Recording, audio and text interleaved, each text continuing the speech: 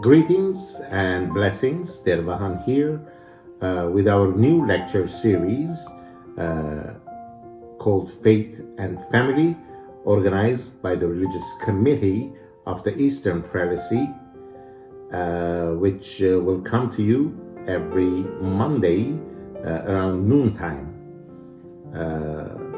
Every other week, I will be presenting a topic and the other weeks, Reverend Father Nareg, Terterian, will bring his message to you. I want to begin with an overview of what our purpose is and what do we want to bring you with this lecture series.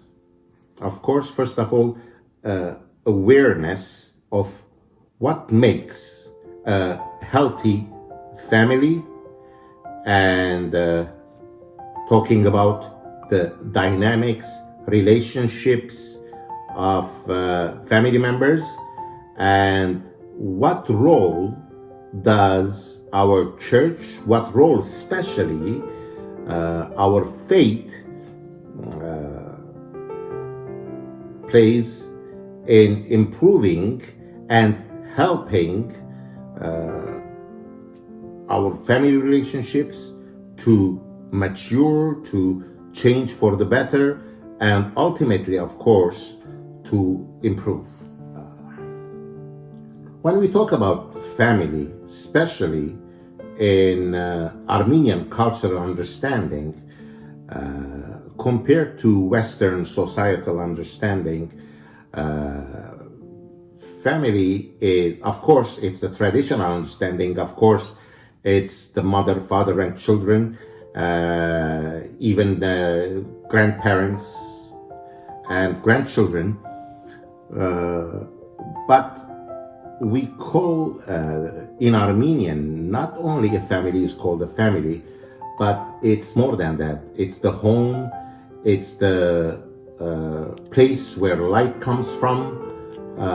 In Armenian, we use the word ocak, and we sing about that when we're singing about families. And it's where life is when we talk about family. Family in Armenian means life, and family in Armenian means relationships. Family in Armenian means it's all about love, and ultimately, of course, it's all about faith. Now, when it comes to church and family, there are very important two biblical verses. And at the beginning, at the onset, I want to remind you, I want to give you these two verses because we might use them later, and you, for our purposes, to remember that what's the nuclear understanding of family and faith in the Armenian church and in the Armenian culture. When we bless the homes, when we go to bless the homes, there's a verse we use from the book of Psalms. That is Psalm 127:1, which is, it says, unless the Lord builds the house, those who build it labor in vain. Unless the Lord guards the city, the guard keeps watch in vain. This is about the home, this is about the family, and this is about the institution.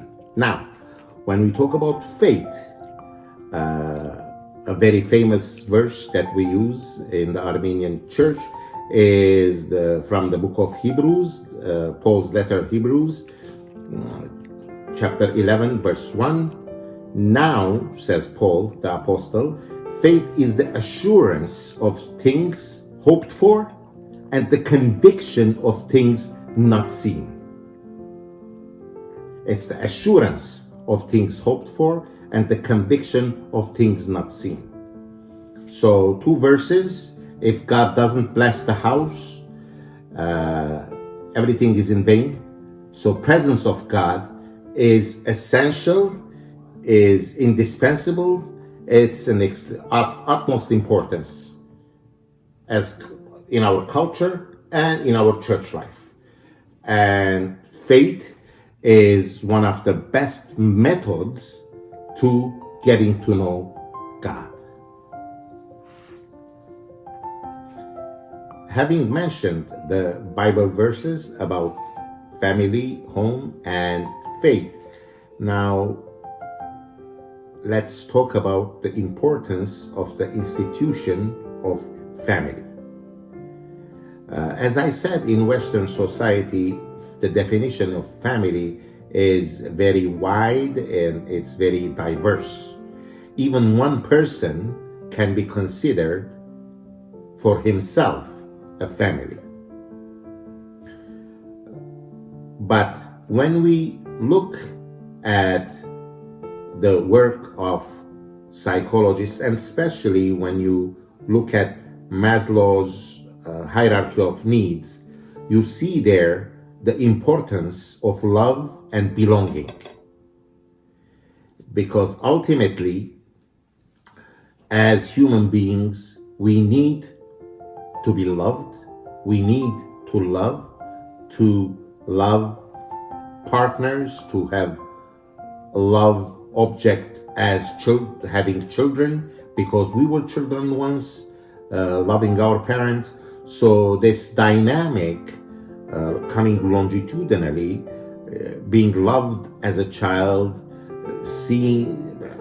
having seen your parents loving each other and learning how to love your children, this gives you a very important sense of belonging and purpose in life. Now, also, when you look at the ecological model of social construct, you have the individual person.